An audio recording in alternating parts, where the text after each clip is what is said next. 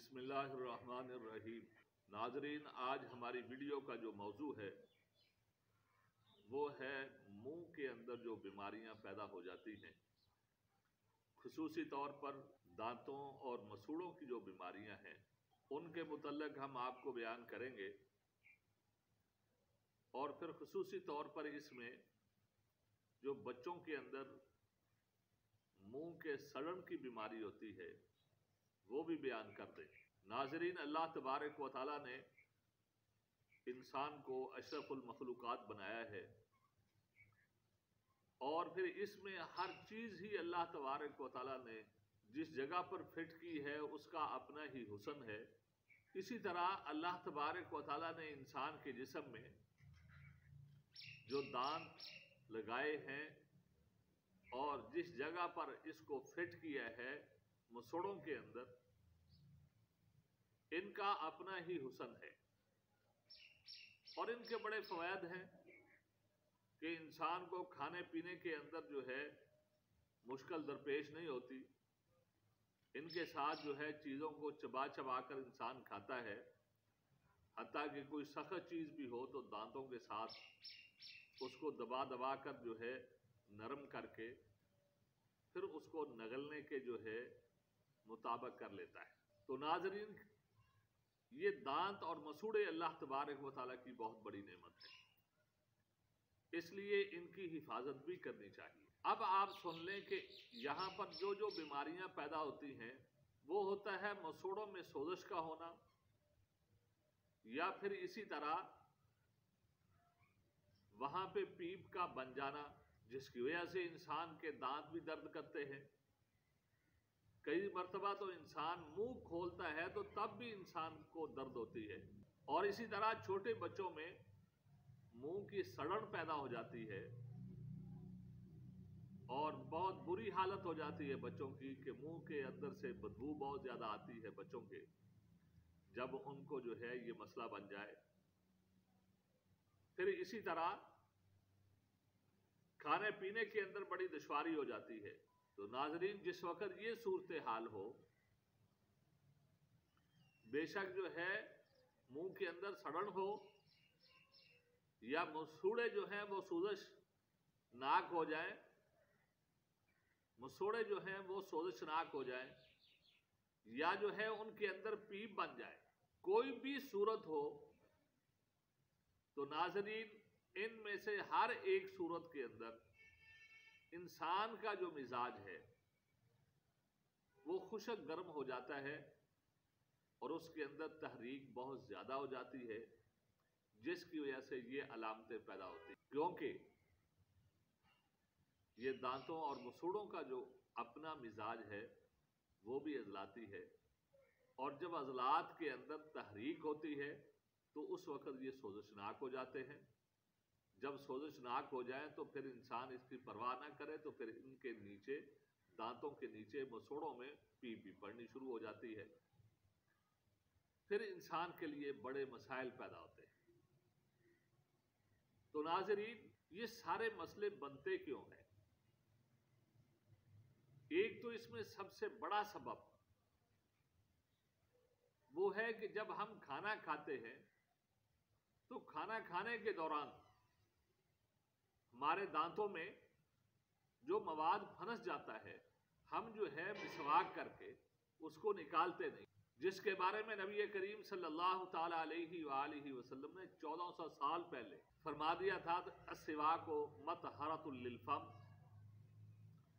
کہ مسواک جو ہے یہ منہ کو پاک اور صاف کرتی ہے۔ حتیٰ کہ نبی کریم صلی اللہ تعالی علیہ وآلہ وسلم نے یہ بھی فرمایا،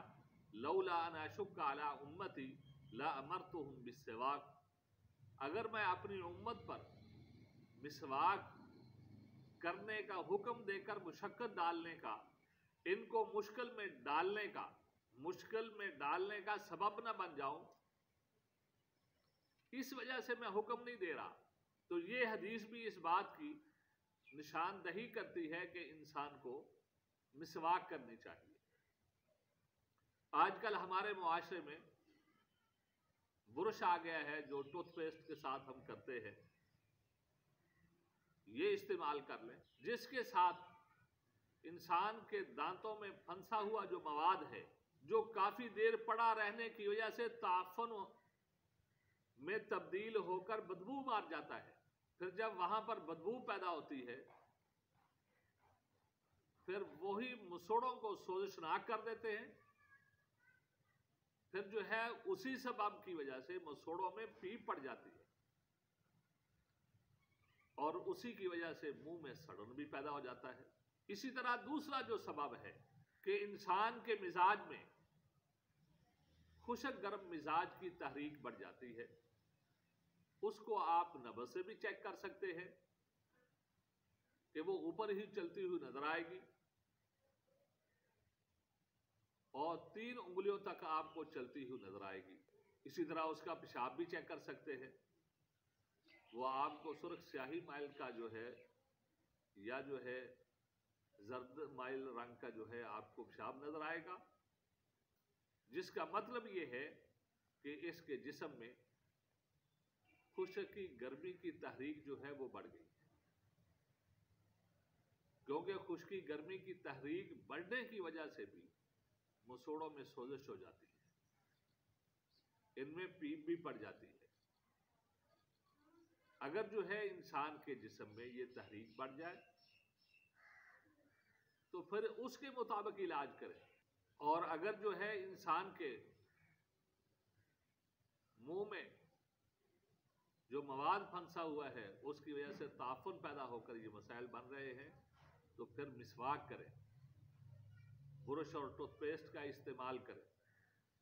تاکہ منہ کے اندر جو ذرات پھنسے ہوئے ہیں اس سے منہ صاف ہو، تو انشاءاللہ العزیز انسان جو ہے جب یہ کام کرے گا تو بہت سارے فوائد دیکھے۔ اسی طرح ناظرین،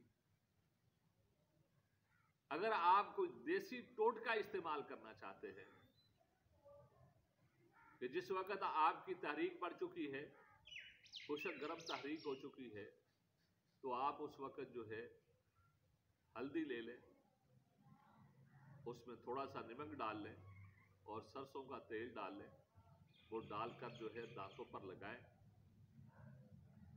تاکہ منہ کے اندر جو تحریک بڑھی ہوئی ہے، جس کا جو ہے اثر مسوڑوں پر پڑ رہا ہے اور وہ سوزشناک ہو چکے، اس میں کمی آئے۔ اسی طرح کھانے کے لیے بھی 5 نمبر اور 6 نمبر کی ادویات آپ استعمال کر سکتے ہیں۔ تو ناظرین، جس وقت آپ اندرونی طور پر کھانے کے لیے یہ دعا استعمال کریں گے اور اس طرح لگانے کے لیے جو آپ کو میں نے فارمولہ بتایا ہے یہ استعمال کریں گے تو انشاءاللہ العزیز آپ کے مسوڑے جو سوزشناک ہو چکے ہیں وہ کافی حد تک جو ہے بہتر ہو جائیں گے، اور اگر آپ مسلسل یہ کرتے رہیں گے تو انشاءاللہ العزیز آپ کے مسوڑے جاندار بھی رہیں گے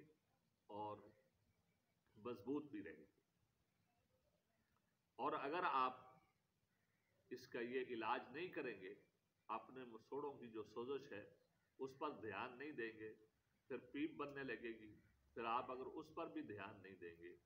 تو پھر جو ہے یہی چیز سرطان بن جاتی ہے،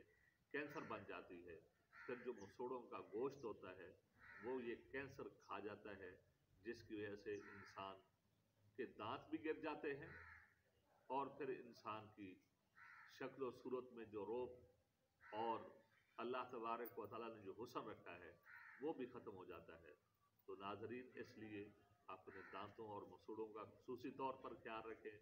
مسواک کو اپنائیں، برش اور ٹوتھ پیسٹ جو ہے وہ بھی استعمال کریں۔ اللہ تعالیٰ ہم سب کو دنیا میں بھی اور آخرت میں بھی قرآن و سنت کے مطابق چلنے کی توفیق عطا فرمائے۔ آج تک کے لیے ہمیں اجازت دیجیے، جزاک اللہ۔